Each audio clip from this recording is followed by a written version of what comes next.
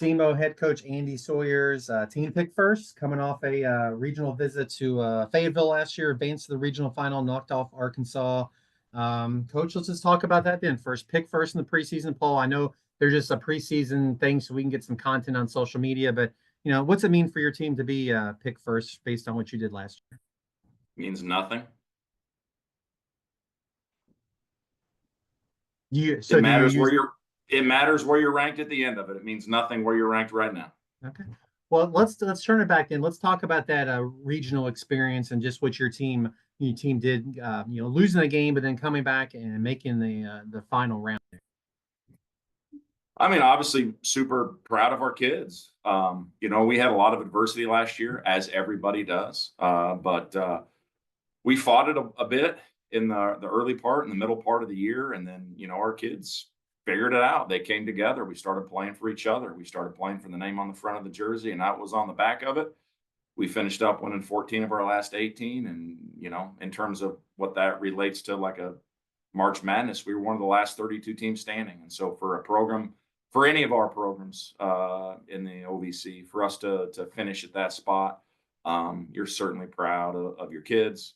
And it's not just your kids, it's the players before that got you there. It's the administrators. And it was a pretty proud moment for all of us with SEMO baseball. And you try to balance that with the realization that we were still the first loser in that regional. We did not win that regional. So while it was cool to be in a regional final, they're not passing out trophies for finishing second in a regional. So we would like to balance the pride of accomplishment with the understanding that we really haven't done anything yet. And so hopefully we can continue to make strides forward and hopefully win one more round in that thing and make it to a super. What does it take for your team to, however talented or good you are today, to be playing your best baseball in May? What's it take to everybody to come together? I think they have to love each other. I think they have to want to keep playing. Like, we've been fortunate enough to win it 3 times in the last 4 years. And I would say that in any 8-team tournament, there's probably 4 teams that want the season to be over. And there's probably 4 teams that would like to keep playing. And there's going to be some good fortune involved in that. But in 2023, we were a one and done, lost the first game and the elimination round and went home. And I thought that team didn't want to play anymore. I thought they were over. I thought last year's team, I thought they loved each other, and I thought they wanted to play. And how you go about getting there is up to you. That's the secret sauce. But I think that's the team that wins those tournaments more often than not. Well, tell us a little bit about your team this year. We did a players to watch. Brooks Kettering was SEMO's player to watch, but him and just in addition, like what kind of pieces you put together this year? Yeah, I feel grateful. I feel like I'm one of the few guys with a lot of pieces coming back at the top. But I know there's some others. I think SIUE is going to be a sneaky, really good team this year.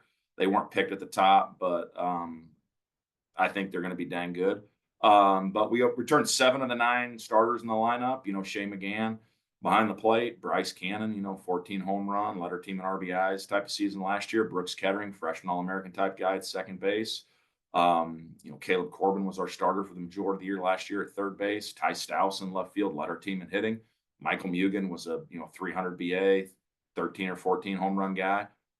We lost our shortstop and we lost our right fielder, and both those guys are pretty good players. They combined for 30 some odd home runs amongst those 2 spots, but we do return a significant portion of our lineup, and then we return all 3 weekend starters, Brian Strange, Hayden Dow, and Sammy Heyman. So we return experience. I think those 3 guys combined for like 55 Division I starts, something like that.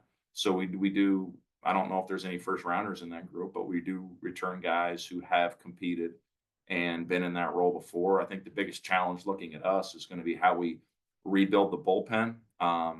We graduated a significant portion of guys that had really big roles. Kyle Miller, all-time saves leader, SEMO's all-time appearance guy. He graduated. Peyton Lawrence graduated. Logan Caton graduated. Colin Wilma graduated. Those are guys that, threw significant innings and really, really big spots for us a year ago. And everybody's got their own theory. We've always kind of built the pitching staff backwards at SEMO. We've always tried to focus on the bullpen first, and our bullpen has been probably the strength of our pitching staff over the last 4 years. We've been pretty good since COVID, and I would say the bullpen's been the strength of our staff. So certainly, there's going to be some new faces down there, but it doesn't mean they're not good. Gavin Johnston is a name that he's done a lot for us over the last 2 years.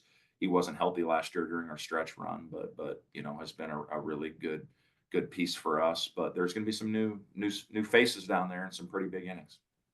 You referenced at the beginning that you may have some more returning players than other teams in the league. How do you see the OVC in general? Because like right now, you probably know a little bit, but you don't know a lot about the other teams and how their new pieces gel together. But just general thoughts on the league. You mentioned earlier, I think with Chris about like the parity in the league. I think the league's super balanced. I think the league's super well coached. There's a lot of tough old JUCO grinder type players that know how to play, and I think it's anybody's ball game every year. I don't think that we've got the inside track just because we were picked to win it.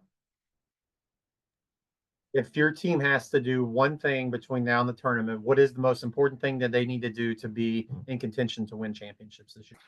I think we got to stay selfless and care about each other. I think one thing that's a strength for us is some position player depth. I mentioned that we had 7 returning starters and we have some really talented new bats. There's going to be a lot of sharing of opportunities and sharing of roles. We're going to have some guys who played every day last year that may not be everyday players this year. There's been guys that maybe are going to be in a platoon role and they weren't a platoon guy a year ago. And so, I think our recruiting model, as Chris kind of alluded to, we're pretty heavy from the junior college ranks. That's great in some aspects. We're always going to be old. We're always going to be experienced. We should be fairly tough. But also that means sometimes your backups might be a senior. And that's a different challenge, right? That's how do you, keep guys that are old just by virtue of your recruiting model if they're not going to be in the lineup every day. That's a whole lot easier challenge for a freshman. If he has his whole career in front of him, it's easier for him to support the guy who's maybe getting that opportunity. If all your players are old and if you're not getting your number called all the time, that's a harder prospect to keep it about the team and keep caring for the other guy. And so for us, I know the season's not going to be easy. I know it's not going to be like a unimpeded, just victorious march. It's always up and down. We're always going to have bad weekends and bad beats and bad losses, but can we keep it about each other and keep it about the team and navigate that piece of it? That in my mind, that's kind of the most important thing for SEMO. I'll ask you one more and then let you go. You referenced 2 years ago, you all were one and done in the tournament. But last year you won just about playing in Marion. You obviously are the closest team to it. Just what that experience was like for your team last year. It was fun. We had a lot more fans than we normally would, just by proximity. And so there was, my neighbors came over, and there was a lot of just people from town. Our football coach was in attendance for the championship game. We just had more people in the stands, and that's fun to have people. Obviously a big moment for us to win the championship. You'd be happy with that moment anywhere, but it's fun to have, people from town and community and the school be there for it. So that was fun. Kyle, I'd like to take an opportunity. I know Major League Baseball is getting really progressive with some things, and talking about changing the game. Have you heard that concept of the golden batter they floated out in the MLB meetings? Yeah. So I think SEMO is going to propose coming this year the golden coach, where at any point in the game you can send a coach to the plate or the mound for one at bat or one hitter. We've got Trevor Zell, who had 10 home runs at Arkansas, and Matthew Kinney, our pitching coach, closed at Florida State when he was a senior. And so I think that that would bring a level of excitement to our game, but also I think that'd be a pretty good deal for SEMO. So I'd like to see if we can go ahead and get the golden coach award put in. Although I know, Ryan Jenkins is probably the strongest coach in the league, although he's never seen Trevor Zell deadlift. But I do feel like we'd have a big advantage with that. And, I'd like to see if we can get that pushed forward with the NCAA. We're changing so much about college sports as it is. Why not the golden coach, right? I can't say I don't disagree with you, Coach. So we'll see what we can do there. Well, Coach, appreciate your time this morning. Best of luck to you and SEMO all season long. Thanks a lot.